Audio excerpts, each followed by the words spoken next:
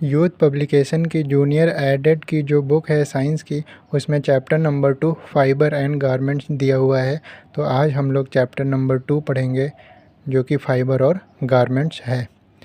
Fibre को जानने से पहले हम लोग पॉलीमर के बारे में जान लेते हैं, क्योंकि फाइबर्स क्या हैं, वो पॉलीमर से बने हुए हैं। तो हमें पॉलीमर के बारे में सबसे पहले जानना चाहिए। देखिए, पॉली का मीन्स होता है मैनी और मर्स का मतलब होता है यूनिट। जब बहुत सारे, देखिए मैनी यहाँ पे क्या है, जब बहुत सारे मोनोमर्स मिलकर एक चीज़ बनते हैं तो वो क्या कहलाते हैं, पॉलीमर। देखिए, एक मोनोमर, दो मोनोमर, तीन मोनोमर, चार मोनोमर, तो ये चार मोनोमर मिलकर एक पॉलीमर बन गए। और ये जो प्रोसेस हुई कि चार मोनोमर्स मिल के एक पॉलीमर बने, ये प्रोसेस कहलाती है पॉलीमेराइजेशन। अब बात करते हैं फाइबर की। देखिए, फाइबर दो तरीके का होता है, नेचुरल फाइबर और आर्टिफिशियल फाइबर। नेचुरल फाइबर यानी कि प्राकृतिक रेशा, तो हमें शब्द से ही पता चल रहा है जो हमें प्रकृति द्वारा प्राप्त होता है। ऐसे रेशे जो हमें प्रकृति द्वारा प्राप्त होते हैं वो नेचुरल फाइबर कहलाते हैं। आर्टिफिशियल फाइबर यानी कि कृत्रिम रेशा, तो ऐसे फाइबर्स जो हम आर्टिफिशियल तरीके से बनाते हैं यानी प्रकृति में नेचुरल तरीके से नहीं मिलते हैं, वो आर्टिफिशियल फाइबर कहलाते हैं। आइए जानते हैं नेचुरल फाइबर्स कितने टाइप के होते हैं और आर्टिफिशियल फाइबर कितने टाइप के होते हैं। बात करते हैं नेचुरल फाइबर की। नेचुरल फाइबर 3 टाइप के होते हैं। पादप रेशे यानी कि जो हमें प्लांट से रेशे प्राप्त होते हैं। खनिज रेशे यानी कि जो हमें मिनरल से रेशे प्राप्त होते हैं। जांतव रेशे वे रेशे होते हैं जो हमें जंतुओं से प्राप्त होते हैं। ऐसे कौन से रेशे हैं जो हमें प्लांट से प्राप्त होते हैं, तो उनमें मुख्यतः कपास है, जूट है, फ्लैक्स है, नारियल है, कागज है, पेड़ों की झाल है, लिनन है और कापोक है। तो ये हमें प्लांट से प्राप्त होते हैं। अब देखिए, कपास आपने सुना होगा, जूट आपने सुना होगा, क्या आपने फ्लैक्स नामक रेशा कभी सुना था? नहीं। तो इस फ्लैक्स पर ज़्यादा फोकस करिएगा। नारियल सुना है, कागज़ सुना है, पेड़ों की छाल सुना है, क्या लिनन और कापोक को भी सुना था आपने? नहीं। तो इसलिए आप फ्लैक्स, लिनन और कापोक पर ज़्यादा फोकस करिए। पेपर में आ गया क्वेश्चन कि लिनन और कापोक ये कैसे रेशे हैं। ऑप्शन ए पादप रेशे, ऑप्शन बी खनिज रेशे, ऑप्शन सी जांतव रेशे और ऑप्शन डी इनमें से कोई नहीं। अगर आपको नहीं पता होगा कि लिनन और कापोक और फ्लैक्स ये हमें प्लांट से प्राप्त होने वाले रेशे हैं, तो आप इसका आंसर नहीं दे पाएंगे। लेकिन अगर हम कपास, जूट, नारियल और पेड़ों की झाल या कागज़ के बारे में पूछेंगे तो आप तुरंत बता देंगे कि पादप रेशे हैं, यानी प्लांट से प्राप्त होने वाले रेशे हैं। तो जो नए टर्म आए उन पर ज़्यादा फोकस करिए। तो फ्लैक्स, लिनन और कापोक ये भी प्लांट्स से प्राप्त होने वाले रेशे हैं। इनके बारे में हम डिटेल से जानेंगे। पहले और के एग्जाम्पल देख लेते हैं। खनिज रेशे यानी मिनरल्स रेशे, जो हमें मिनरल्स से प्राप्त हों, तो उसमें मुख्यतः गोल्ड, सिल्वर, एस्बेस्टॉस और स्पेंडेक्स है। देखिए, गोल्ड और सिल्वर बहुत कॉमन वर्ड्स हैं, तो इनके बारे में आप जानते हैं। लेकिन एस्बेस्टॉस भी आपने सुना होगा, स्पेंडेक्स सुना है? तो स्पेंडेक्स नहीं सुना होगा, हो सकता हो कुछ लोगों ने सुना भी हो। तो एस्बेस्टॉस और स्पेंडेक्स कैसे रेशे हैं? मिनरल फाइबर हैं, यानी कि खनिज रेशे हैं। तो इसमें जो दो इम्पॉर्टेंट हैं वो हैं एस्बेस्टॉस और स्पेंडेक्स। इनके बारे में हम डिटेल से अभी आगे जानेंगे। जांतव रेशे यानी कि जो हमें जंतुओं से फाइबर प्राप्त हों, तो मेनली ऊन और रेशम, ये दो ऐसे रेशे हैं या दो ऐसे फाइबर हैं जो हमें जंतुओं से प्राप्त होते हैं। नेचुरल फ़ाइबर के बारे में हम लोगों ने जान लिया। अब बात करते हैं आर्टिफिशियल फ़ाइबर के बारे में। आर्टिफिशियल फ़ाइबर्स दो भागों में कैटेगराइज होता है, synthetic fibre and semi synthetic fibre. Synthetic fibre को हिंदी में संश्लेषित रेशा कहते हैं। अब देखिए, नायलॉन, पॉलिस्टर, कार्बन फाइबर और ऑर्लोन ये कैसे फाइबर हैं? ये सिंथेटिक फाइबर हैं। और rayon, bamboo fibre, di acetate fibre, tri acetate fibre, ये कैसे हैं? Semi synthetic fibre. Artificial fibres के कुछ मुख्य एग्जाम्पल हैं जो बहुत कम आपने सुना होगा, एक्रेलिक, टेरिलीन, डेक्रॉन और टेरीन।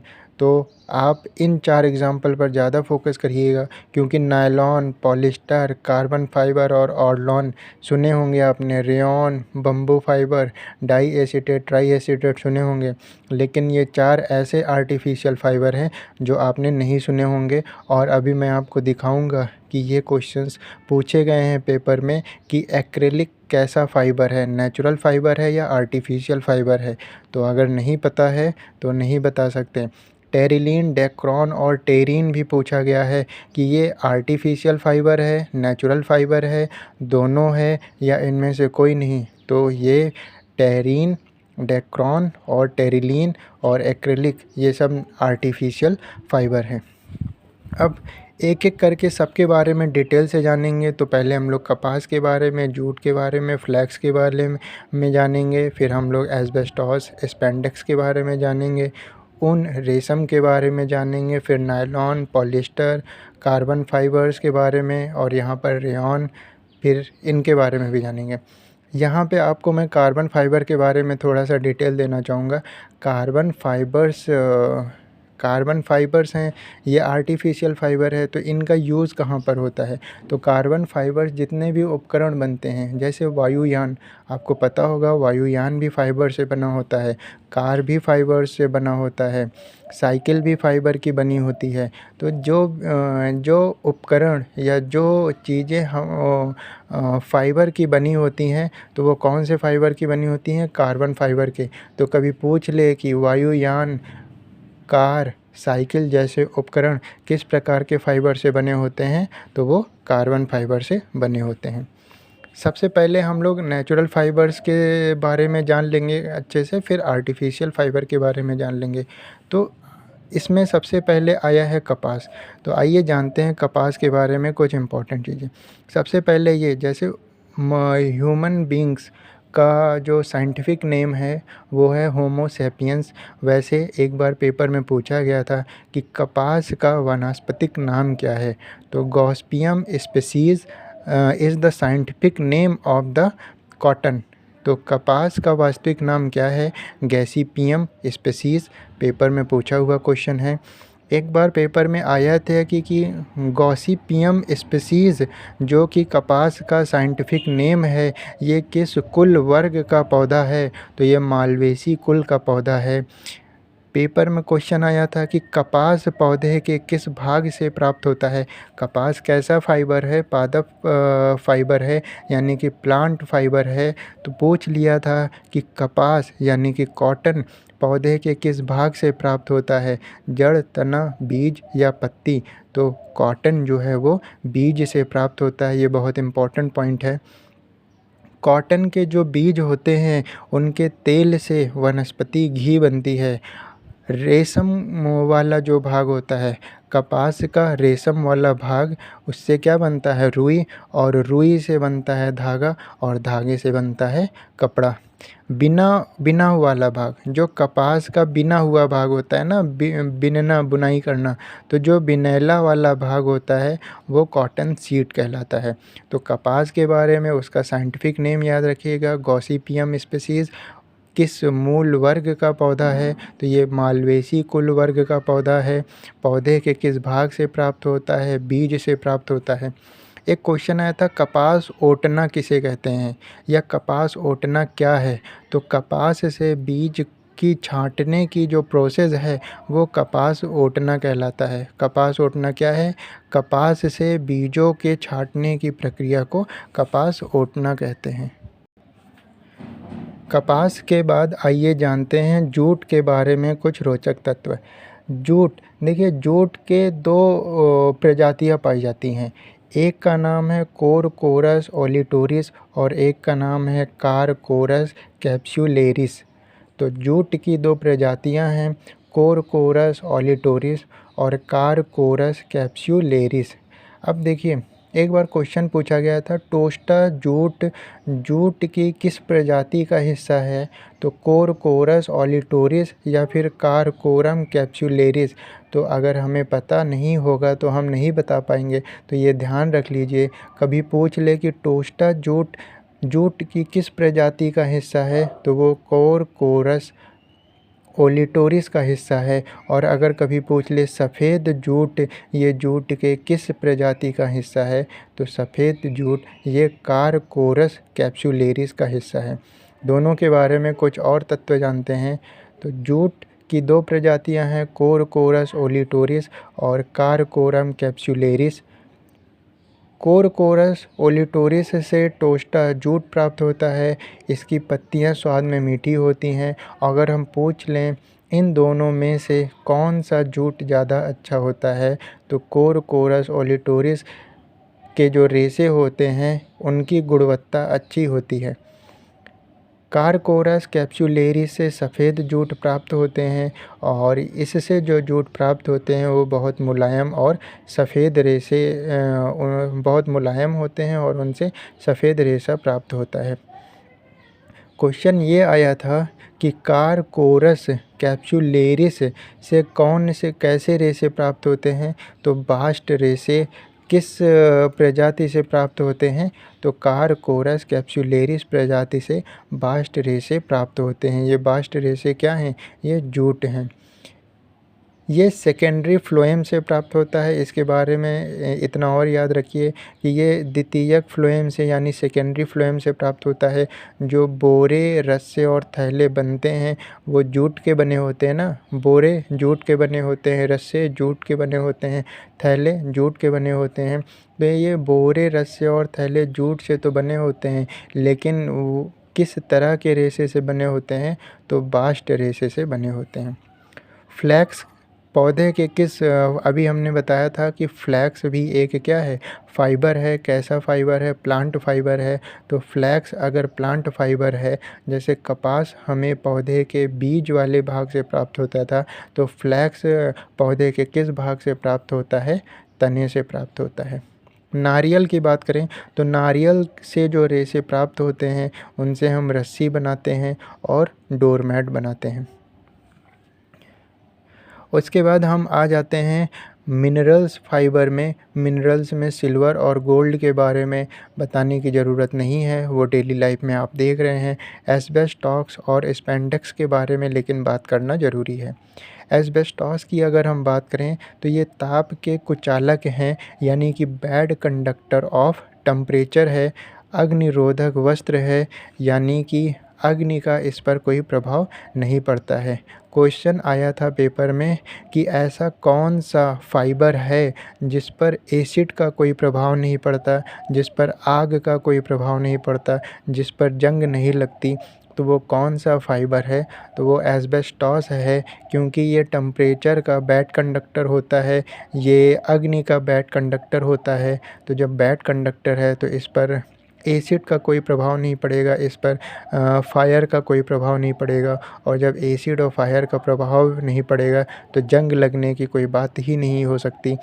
तो एस्बेस्टॉस एक ऐसा फाइबर है जिस पर एसिड का, फायर का और जंग का कोई प्रभाव नहीं पड़ता। उसी तरह से है स्पेंडेक्स। स्पेंडेक्स कैसा फाइबर है? ये एक मिनरल फाइबर है। ये भी क्या है? अग्नि प्रतिरोधी वस्त्र। जितने भी अग्नि प्रतिरोधी वस्त्र बनाए जाते हैं, यानी कि ऐसे वस्त्र जिन पर आग का कोई प्रभाव नहीं पड़ता है, वो किस फाइबर से बने होते हैं? वो स्पेंडेक्स फाइबर से बने होते हैं। उसके बाद हम लोग ने बात की थी जानतो रेशे के बारे में, यानी एनिमल फाइबर के बारे में। तो उसमें हमने बताया था ऊन और रेशम कैसे हैं? ये एक एनिमल फाइबर हैं। तो सबसे पहले ऊन के बारे में जान लेते हैं। तो ऊन हमें किन किन जानवरों से प्राप्त होता है? भेड़ से, बकरी से, याक से और ऊँट से। ये 4 एनिमल्स ऐसे हैं जिनसे हमें ऊन प्राप्त होता है। भेड़ से हमें ऊन प्राप्त होता है, लेकिन भेड़ की 2 प्रजातियां बहुत फेमस हैं। भेड़ की यानी कि 2 नस्ल बहुत फेमस हैं। एक का नाम है ली सिस्टर, एक का नाम है मेरिनो। अब देखिए, इनमें से एक इंग्लैंड में पाई जाती है और एक स्पेन में पाई जाती है, पर पेपर में क्वेश्चन आ गया मैरिनो नस्ल, ये एक भेड़ की नस्ल है, ये कहाँ पर पाई जाती है, इंग्लैंड में, स्पेन में, या इनमें से कहीं नहीं। तो देखिए मैरिनो, अब आपने सोचा कि मैरिनो, हमें ये याद है कि इंग्लैंड में या स्पेन में पाई जाती है, तो अगर आप कंफ्यूज हैं कि इंग्लैंड में पाई जाती है या स्पेन में पाई जाती है, तो मैरिनो में आखिरी अल्फ़ाबेट है ना, और स्पेन में भी आखिरी अल्फ़ाबेट है ना, तो मैरिनो वो कहाँ पर पाई जाती है, स्पेन में। तो जो दूसरी नस्ल बची वो इंग्लैंड में पाई जाएगी। लीसेस्टर कहाँ पाई जाती है, इंग्लैंड में। तो भेड़ की दो नस्ल होती हैं, एक का नाम है लीसेस्टर, एक का नाम है मैरिनो। मैरिनो में आखिरी अल्फ़ाबेट ना है तो वो स्पेन में पाई जाती है, तो दूसरी वाली जो नस्ल है वो इंग्लैंड में पाई जाती है।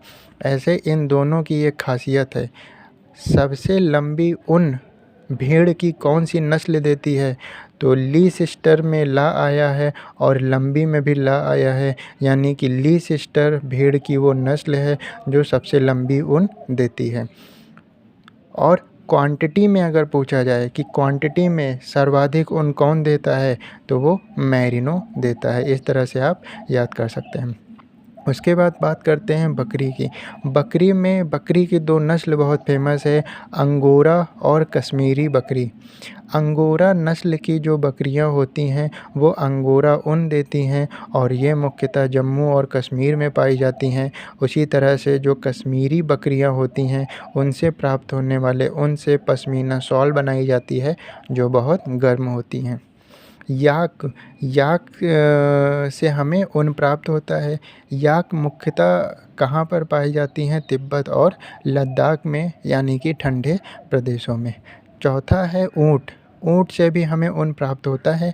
ऊँट की भी दो नस्ल बहुत फेमस हैं, एक है लामा और एक है एल्पेका। लामा और एल्पेका ऊँट की दो नस्ल हैं जिनसे हमें ऊन प्राप्त होता है। अब बात ये उठती है कि लामा और एल्पेका नस्ल की जो ऊँट है वो कहाँ पर पाई जाती है, तो ये साउथ अमेरिका में पाई जाती है और ऊँट के ऊन से हम कारपेट बनाते हैं। यहाँ पर आपको दिख रहा होगा फेल्टिंग प्रॉपर्टी। देखिए फेल्टिंग प्रॉपर्टी क्या होती है, ऊनी रेशे अधिक नमी, गर्मी और दबाव के संपर्क में आकर आपस में जुड़ जाते हैं, तो इनका आपस में जुड़ जाना वो क्या कहलाता है, फेल्टिंग प्रॉपर्टी। और अगर ऊन के अंदर ये फेल्टिंग प्रॉपर्टी नहीं होती तो हम उनसे हम कालीन, जूते, टोपी, दरी ये सब नहीं बना पाते। तो ऊन में फेल्टिंग प्रॉपर्टी होने की वजह से ही हम कालीन, जूते, टोपी, दरी बना सकते हैं। ये फेल्टिंग प्रॉपर्टी क्या है, तो ऊन के जो रेशे होते हैं वो बहुत अधिक गर्मी में, बहुत अधिक नमी में और दबाव के संपर्क में आने से आपस में चिपक जाते हैं, और इनके अंदर ये प्रॉपर्टी होने की वजह से ही इनसे हम तरह तरह की चीज़ें बना पाते हैं, जैसे कालीन, जूते, टोपी और दरी। एनिमल्स फाइबर्स में ऊन और रेशम था, ऊन के बारे में हम लोग ने जान लिया। आइए रेशम के बारे में जानते हैं। तो देखिए रेशम को क्या बोला जाता है, क्वीन ऑफ ऑल फाइब्रीज, यानी कि सभी रेशों में, सभी रेशों की रानी किसको बोला जाता है, रेशम को। क्वेश्चन आया था पेपर में, सबसे हल्का रेशा कौन सा होता है, तो सबसे हल्का रेशा रेशम होता है। इस रेशम में एक प्रोटीन पाई जाती है, उस प्रोटीन का नाम क्या है, तो फाइब्राइन प्रोटीन। पेपर में आया था रेशम में पाई जाने वाली प्रोटीन का नाम, 4 ऑप्शन दिए थे तो उसमें से एक ऑप्शन था फाइब्राइन प्रोटीन। तो फाइब्राइन प्रोटीन कहाँ पाई जाती है, रेशम में। और इस फाइब्राइन प्रोटीन में कार्बन होता है, हाइड्रोजन होता है, ऑक्सीजन होता है और नाइट्रोजन होता है। रेशम के कीड़ों का जीवन काल कितना होता है, 2 माह। रेशम के कीड़े 4 अवस्थाओं में बनते हैं, यानी कि इनकी 4 अवस्थाएं क्या हैं, अंडा होता है, अंडे से लार्वा बन जाता है, लार्वे से प्यूपा बनता है और प्यूपा से कीड़ा बनता है। तो ये जो प्यूपा से कीड़ा बनता है, तो इस रेशम कीट से हमें कोकून प्राप्त होता है। ध्यान रखिएगा 4 अवस्थाएं कौन सी हैं, पहले अंडा बनता है, फिर लार्वा, फिर प्यूपा और फिर कीड़ा। तो इस कीड़े से, रेशम के कीट से हमें कोकून प्राप्त होता है। पर ये तो हम लोग जान लेते हैं, लेकिन पेपर में क्वेश्चन आ गया कि रेशम के कीड़ों से कोकून नहीं, क्वेश्चन ये आया था कि सबसे निष्क्रिय अवस्था कौन सी होती है, अंडा की, लार्वा की, प्यूपा की, कीड़ा की। तो सबसे निष्क्रिय अवस्था होती है रेशम के कीट से जो कोकून प्राप्त होता है, वो उसकी वो मतलब बहुत निष्क्रिय हो जाता है। क्योंकि आपको बता दें, रेशम के कीड़े जब लार स्रावित करते हैं तो उनसे कोकून यानी कि लिबलिबा पदार्थ निकलता है गोंद जैसा, और ये इतने ज़्यादा स्रावित कर देते हैं कि उसी के अंदर ढक जाते हैं। उसी के अंदर जब ये ढक जाते हैं तो ये लंबे टाइम तक के लिए सो जाते हैं। तो इसीलिए सबसे निष्क्रिय अवस्था कौन सी होती है, कोकून। रेशम के टाइप की अगर हम बात करें, मुख्यतः 3 टाइप इसकी देखी जाती हैं, टसर फाइबर, मूंगा फाइबर और एरी फाइबर। रेशम के कार्य क्या हैं, तो आगामी फसल प्राप्त करने के लिए कीड़ों को तैयार करना और रेशम की प्राप्ति हेतु ये इसके 2 मुख्य कार्य हैं। रेशम के रेशे कीड़े के मुख्य ग्रंथियों से 2 छिद्रों से निकलने वाले स्राव से बनते हैं। देखिए जो है, रेशम के रेशे जो हैं वो रेशम के जो कीड़े होते हैं उनके ग्लैंड्स से, ग्लैंड्स से हमेशा कुछ ना कुछ स्रावित होता रहता है ना। जैसे हमारी बॉडी में ग्लैंड्स होती हैं, पिट्यूटरी ग्लैंड, थायराइड ग्लैंड, और इस तरह की और भी ग्लैंड होती हैं। तो उनसे क्या होता है, हार्मोन से सिक्रेट होते हैं। तो यहाँ पे भी जो रेशम के कीड़े हैं इनके पास 2 ग्लैंड्स होती हैं, तो इनसे भी कुछ ना कुछ स्रावित हो रहा होगा। तो क्या स्रावित हो रहा है, 2 ग्लैंड से 2 चीज़ें स्रावित हो रही होती हैं। एक से सेरिसिन स्रावित हो रहा होता है और एक से फाइब्रिन सिक्रीट हो रहा होता है। तो जो सेरिसिन सिक्रीट होता है वो क्या है, एक नेचुरल गोंद होती है, और फाइब्रिन क्या है, ये एक प्रोटीन होती है। अभी यहाँ पे बताया था कि फाइब्रिन प्रोटीन। अब देखिए, रेशम को प्राप्त करने के लिए 3 विधियाँ होती हैं, या रेशम से रिलेटेड ये 3 विधियाँ हैं जो पेपर में पूछी गई हैं। वेटिंग परिसज्जा क्या होती है, देखिए हमने कहा कि सबसे हल्का रेशा कौन सा होता है, रेशम। तो वेटिंग परिसज्जा में क्या होता है, रेशम बहुत ज़्यादा हल्के होते हैं, तो इनके वज़न को थोड़ा बढ़ाने के लिए धात्विक लक्षणों का प्रयोग किया जाता है। तो वही क्या है, वेटिंग परिसज्जा।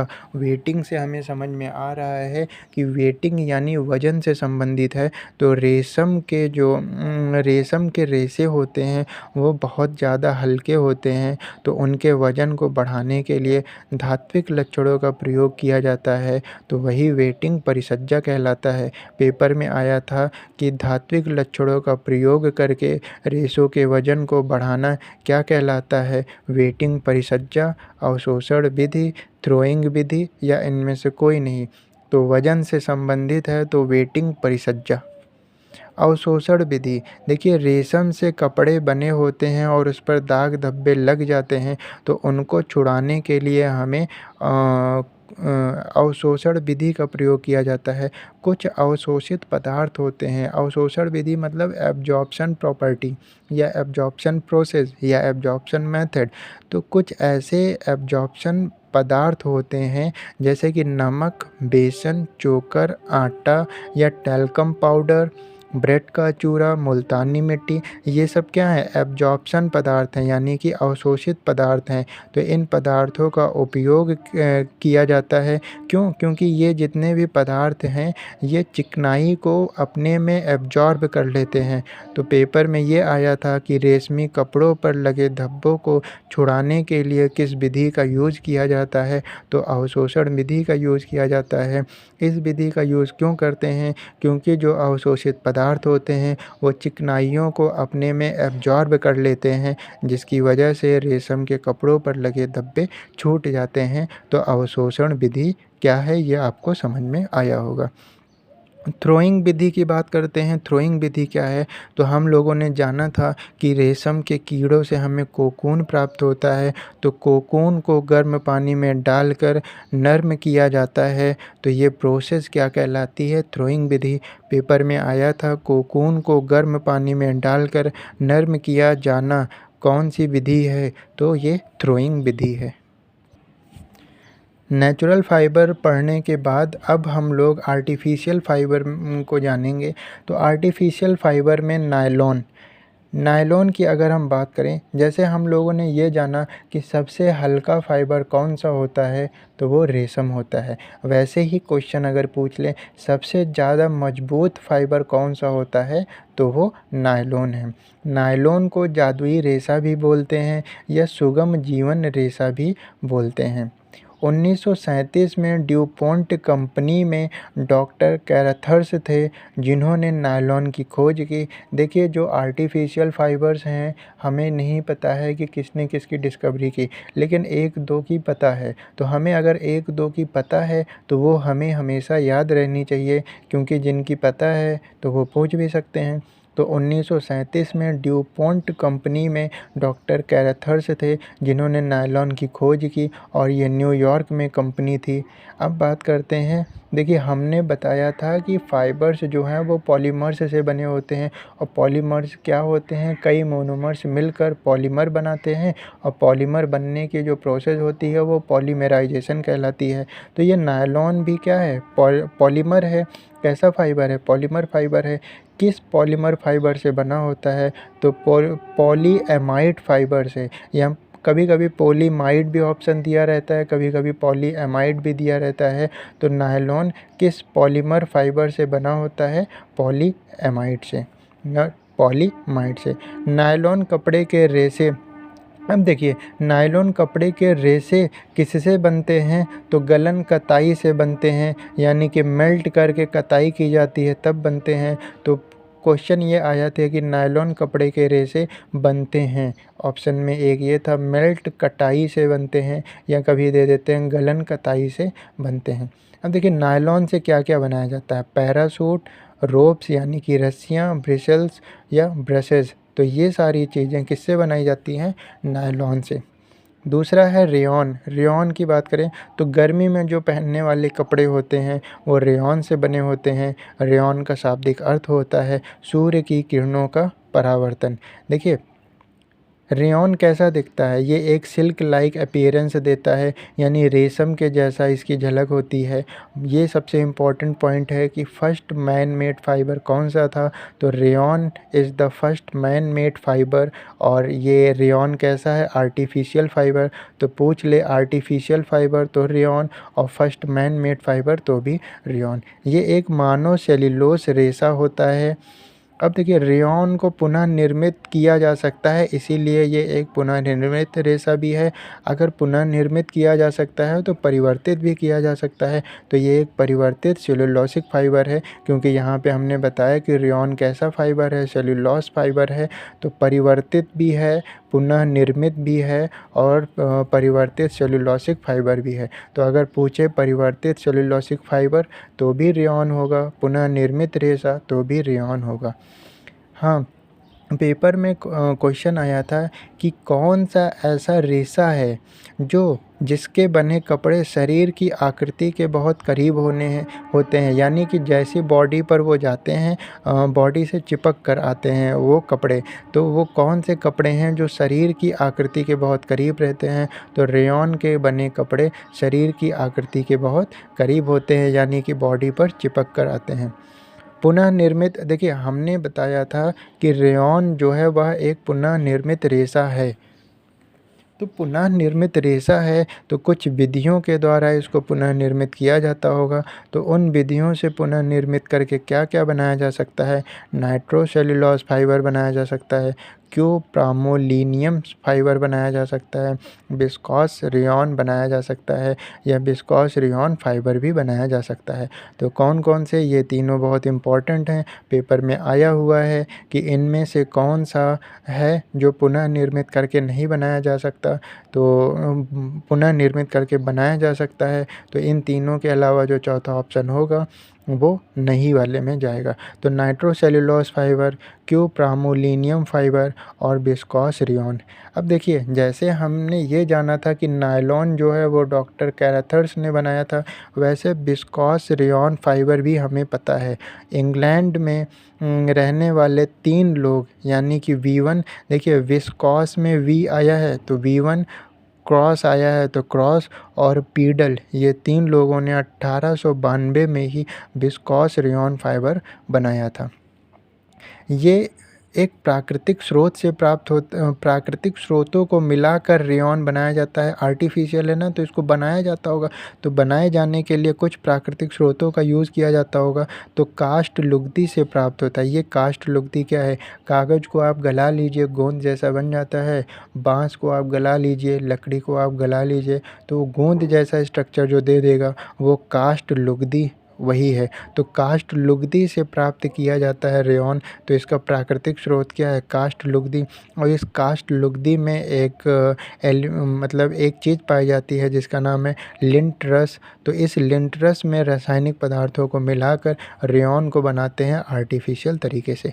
रेयॉन और कपास को मिला दें तो बिस्तर की चादरें बन जाती हैं, और रेयॉन में ऊन मिला दें तो कालीन या गलीचा बन जाता है। तो क्वेश्चन पूछ ले अगर कि कालीन किससे बनता है, तो रेयॉन और ऊन को मिलाकर कालीन या गलीचा बनता है। और चादरें कैसे बनती हैं? रेयॉन में कपास मिला दे तो बिस्तर की चादरें बनती हैं। अब देखिए रेटिंग प्रोसेस, पेपर में आया था रेटिंग प्रोसेस किससे संबंधित है? तो रेटिंग प्रोसेस रेयॉन के निर्माण से संबंधित है। कैसे? देखिए सेलुलोज की चादरों को जब कास्टिक सोडा में डुबोकर 50 घंटे तक गलाया जाता है तो क्या बनता है? रेयॉन बनता है। तो इसीलिए ये रेटिंग प्रोसेस किससे संबंधित है? रेयॉन के निर्माण से संबंधित है। रेटिंग का मतलब होता है गलाना या सड़ाना। तो जब सेलुलोज की चादरों को कास्टिक सोडा यानी कि NaOH में डुबोकर 50 घंटे तक गलाया जाता है तो उससे रेयॉन का निर्माण होता है। इसीलिए ये रेटिंग प्रोसेस किससे संबंधित है? रेयॉन से संबंधित है। पॉलिस्टर एक आर्टिफिशियल सैटेलाइट है। तो गद्दे और सोफ़े किसके बने होते हैं? पॉलिस्टर के बने होते हैं। पॉलिस्टर किसमें घुलनशील होता है? मेटाक्रिसोल में घुलनशील होता है। और पॉलिस्टर जिस पॉलीमर से बना होता है उसका नाम क्या है? पॉलीएथिलीन टेरेप्थेलेट। पॉलीएथिलीन टेरेप्थेलेट पॉलीमर से बना होता है पॉलिस्टर। और आपको बता दें इस पॉलिस्टर के और भी कई नाम हैं। कभी कभी टेरिलीन बोल दिया जाता है इसी पॉलिस्टर को, कभी डेक्रॉन बोल दिया जाता है और कभी माइलर बोल दिया जाता है। तो टेरिलीन, डेक्रॉन और माइलर ये सभी क्या हैं? पॉलिस्टर ही हैं। और ये मेटाक्रिसोल में घुलनशील होता है। किस पॉलीमर का बना होता है? तो पॉलीएथिलीन टेरेप्थेलेट का बना होता है। गद्दे और सोफे के निर्माण के लिए कौन सा आर्टिफिशियल फाइबर यूज़ होता है? पॉलीमर। प्राकृतिक रबड़ के बारे में जानना बहुत ज़रूरी है। प्राकृतिक रबड़, देखिए प्राकृतिक रबड़ जिस पौधे का से बनता है उस पौधे का नाम क्या है? हेविया ब्रांजीलियंसिस। हेविया ब्रांजीलियंसिस के पौधे से प्राकृतिक रबड़ बनता है।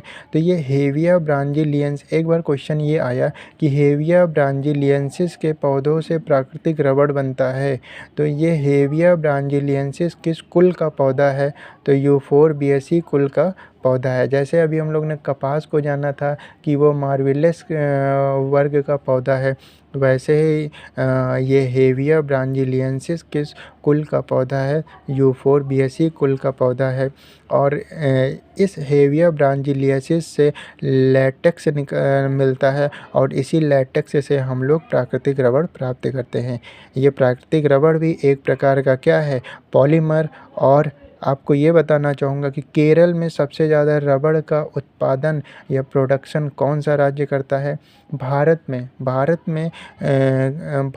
में रबड़ का प्रोडक्शन या रबड़ का उत्पादन सबसे ज़्यादा कौन सा राज्य करता है? तो वो राज्य है केरल। पेपर में आ चुका है कि भारत में रबड़ का उत्पादन या प्रोडक्शन सबसे ज़्यादा कौन सा राज्य करता है?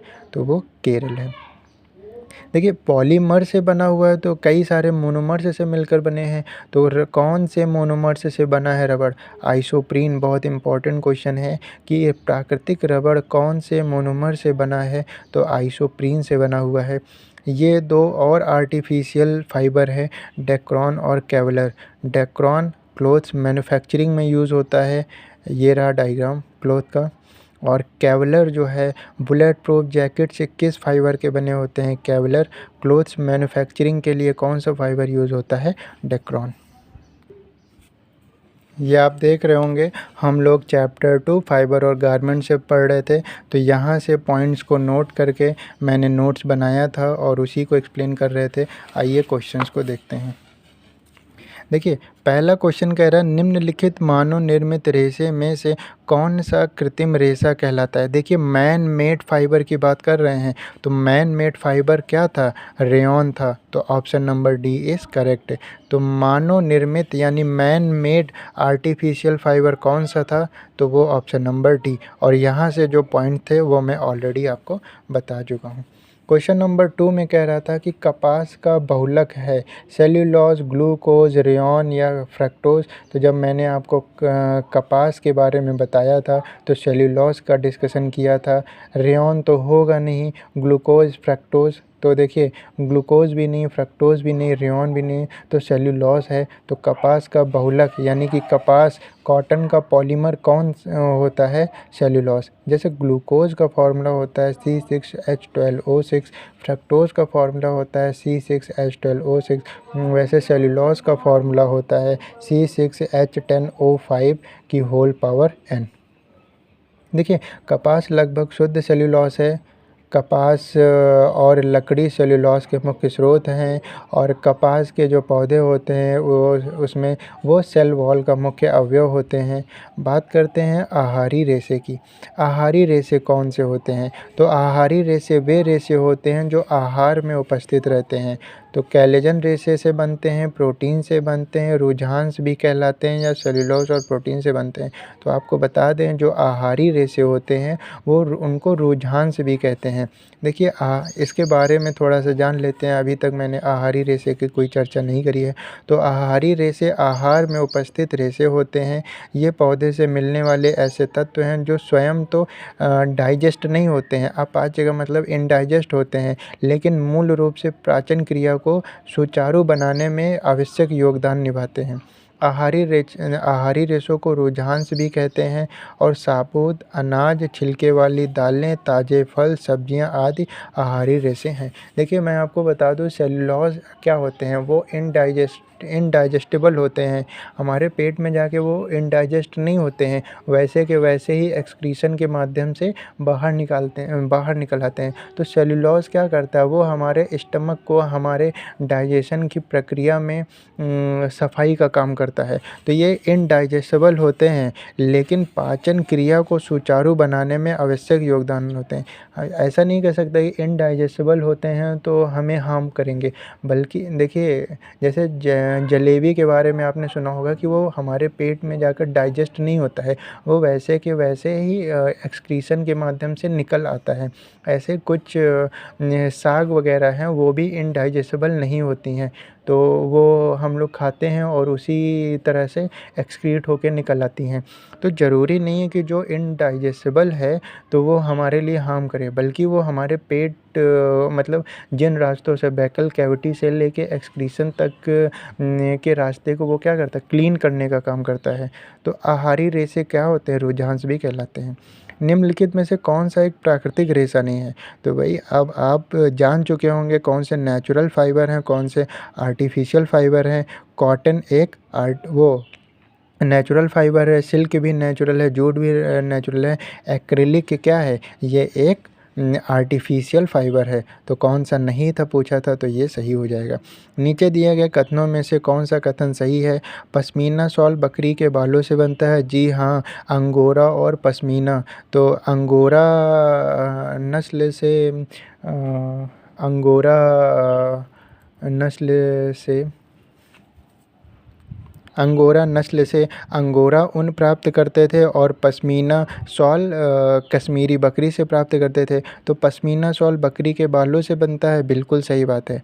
अंगोरा एक प्रकार की ऊन है, बिल्कुल सही बात है। जो खरगोश से प्राप्त होता है, नहीं, मैंने बताया था बकरी की नस्ल होती है अंगोरा नस्ल, तो बकरी की ये नस्ल होती है। तो ये अंगोरा एक प्रकार का ऊन है, ये बात सही है, लेकिन खरगोश से नहीं प्राप्त होता है, बकरी से प्राप्त होता है। ऊँट की ऊन कारपेट बनाने में काम आती है। मैंने ऊँट की 2 नस्ल बताई थी, लामा और एल्पेका, ऊँट की दो नस्ल बताई थी, लामा और एल्पेका, जो साउथ अमेरिका में पाई जाती थी। तो ऊँट के ऊन से हम लोग क्या बनाते थे? कारपेट, यानी कि C option is correct. Pashmina ऊन खरगोश से प्राप्त होता है? जी नहीं, पश्मीना ऊन अभी यहाँ पे बताया बकरी के बालों से बनता है और यहाँ पे बता दिए खरगोश से प्राप्त होता है, ये भी गलत। तो ए और सी करेक्ट है। देखिए, प्राकृतिक रबड़ प्राप्त किया जाता है, अभी मैंने बताया था प्राकृतिक रबड़ जो है वो हेविया ब्राज़िलिएन्सिस के लैटेक्स से प्राप्त होता है। तो हेविया ब्राज़िलिएन्सिस यहाँ पर करेक्ट ऑप्शन होगा। प्राकृतिक रबड़ प्राप्त किया जाता है हेविया ब्राज़िलिएन्सिस के लैटेक्स से। और हम लोग ने ये भी जाना था कि हेविया ब्राज़िलिएन्सिस के जो पौधे होते हैं ये किस कुल के पौधे होते हैं? तो ये यूफोरबिएसी कुल के पौधे होते हैं। कॉटन पादप के किस भाग से कॉटन तंतु प्राप्त किया जाता है? यानी कि कॉटन पौधे के किस भाग से प्राप्त होता है? तो ये बीज से प्राप्त होता है। टोस्टा जूट प्राप्त होता है, मैंने आपको बताया था टोस्टा जूट के बारे में और सफ़ेद जूट के बारे में और बास्ट रेशा के बारे में। जब जूट बताया था तो मैंने जूट की दो नस्ल बताई थी, कोरकोरस ओलिटोरिस और कारकोरम कैप्सुलेरिस। तो जो टोस्टा जूट है वो कोरकोरम और ओलिटोरिस से प्राप्त होता है। तो देखिए यहाँ पे कहाँ पर है ये? तो कोरकोरम ओलिटोरिस इज़ द करेक्ट आंसर। निम्न में से किस पौधे से जूट रेशा प्राप्त किया जाता है?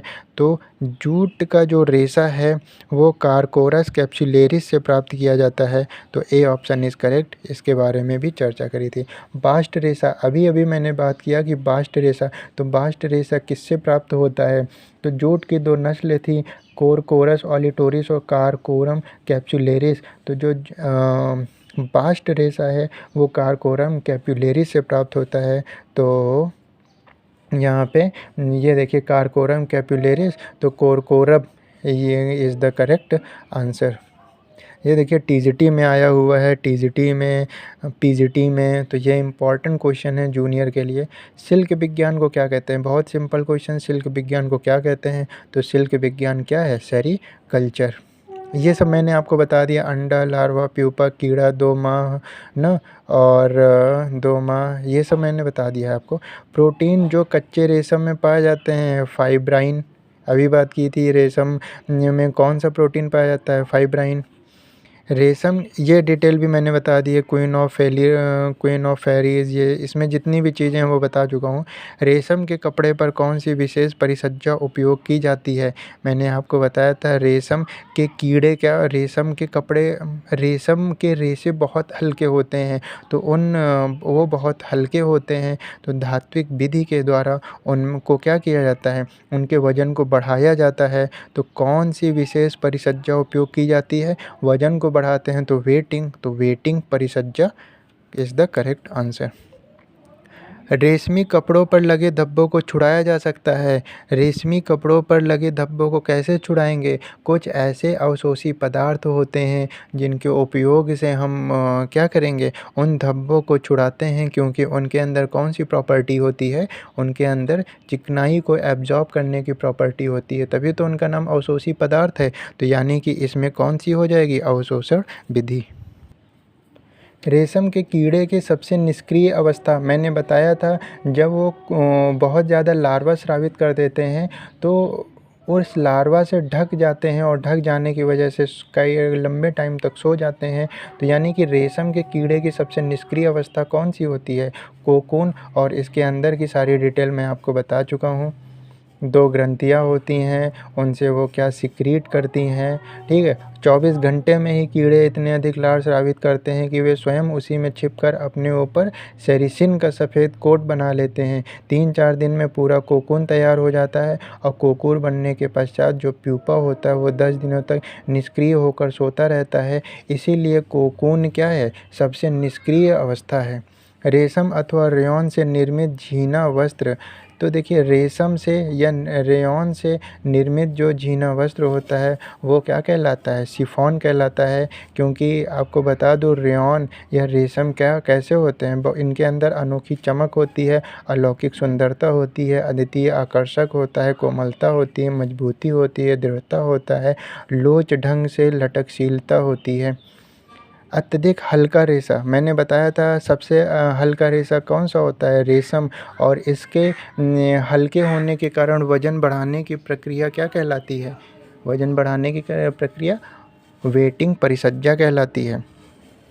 वह विधि जिसमें कोकून को गर्म पानी में डालकर नर्म किया जाता है तो और धागा ढूंढा जाता है वह है थ्रोइंग। मैंने बताया था थ्रोइंग प्रोसेस में क्या होता है, कोकून को गर्म पानी में डालकर नर्म किया जाता है, ये डिटेल बता चुका हूँ।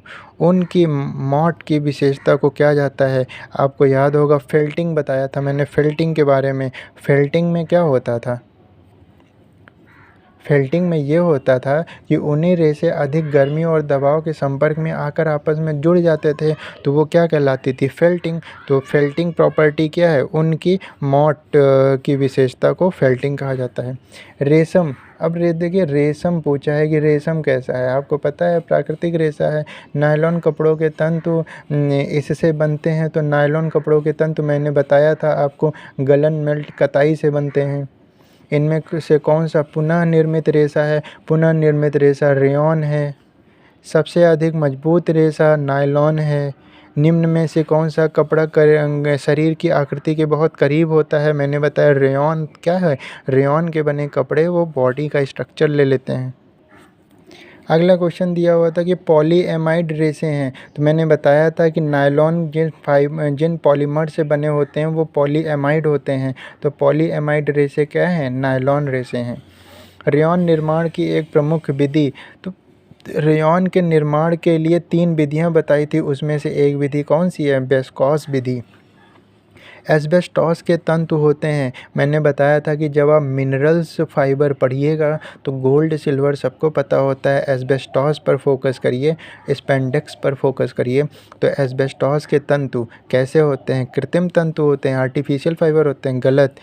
प्लांट फाइबर होते हैं, ये भी गलत। मिनरल्स फाइबर यानी कि खनिज होते हैं, तो ये करेक्ट ऑप्शन डी होगा।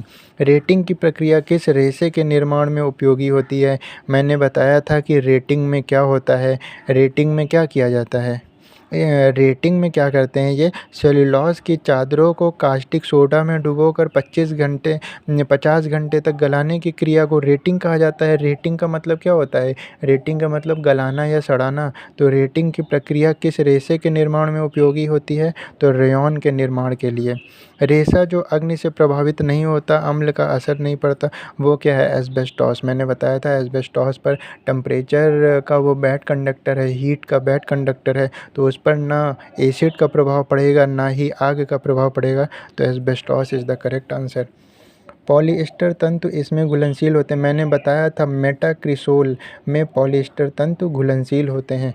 कृत्रिम रेशे के अंतर्गत निम्नलिखित कपड़े आते हैं, तो कृत्रिम रेशे यानी कि आर्टिफिशियल के अंतर्गत कौन से आएंगे, देखिए खादी के कपड़े जो बनते हैं वो तो प्लांट के अंदर आएंगे, हैंडलूम नहीं, सहतूत नहीं, सहतूत से रेशे प्राप्त होंगे और रेशम प्राप्त होगा। रेशम तो हमारा आता है जानताओं में यानी कि जंतुओं से बने। तो नायलॉन, नायलॉन क्या है, एक आर्टिफिशियल फाइबर है, तो कृत्रिम रेशे के अंतर्गत कौन सा आएगा, नायलॉन के कपड़े। निम्न में से कौन सा परिवर्तित सेलुलोसिक रेशा है, परिवर्तित सेलुलोसिक रेशा पूछ ले या फिर पुनः निर्मित रेशा पूछ ले तो वो किस में आता है, रेयॉन में होता है। रेयॉन रेशों के निर्माण में कच्चे पदार्थ के रूप में प्रयोग किया जाता है। तो देखिए रेयॉन रेशे का जब निर्माण किया जाता है तो कच्चे पदार्थ यानी रॉ मटेरियल के रूप में कपास और बांस का यूज़ किया जाता है, क्योंकि मैंने बताया था लुगदी, कास्ट लुगदी से वो बनते हैं। तो वो कास्ट लुगदी किससे बने होते हैं, बांस की लुगदी से, गोंद से या कपास की पट्टियों का इस्तेमाल करके। तो रेयॉन रेशे के निर्माण में कच्चे पदार्थ के रूप में क्या प्रयोग होता है, कपास और बांस। एस्बेस्टॉस, एस्बेस्टॉस क्या है, तो ये एक मिनरल तंतु है ना एस्बेस्टॉस। मैंने बताया था कि ये खनिज तंतु है, तो मिनरल तंतु। निम्न में से किस तंतु में पानी सोखने की क्षमता का अभाव होता है, देखिए नायलॉन में क्या होता है, पानी सोखने की क्षमता का अभाव होता है, वो पानी को नहीं सोख पाता है। एक क्वेश्चन और, निम्नलिखित में से कौन सा अग्नि प्रतिरोधी वस्त्र है, तो देखिए मैंने एस्बेस्टॉस और स्पेंडिक्स पर फोकस करने को कहा था। तो एस्बेस्टॉस भी अग्नि प्रतिरोधी वस्त्र है और स्पेंडिक्स भी अग्नि प्रतिरोधी वस्त्र है। आज की क्लास में इतना ही, पार्ट 2 में हम इस चैप्टर को कंप्लीट कर लेंगे। Okay, thank you.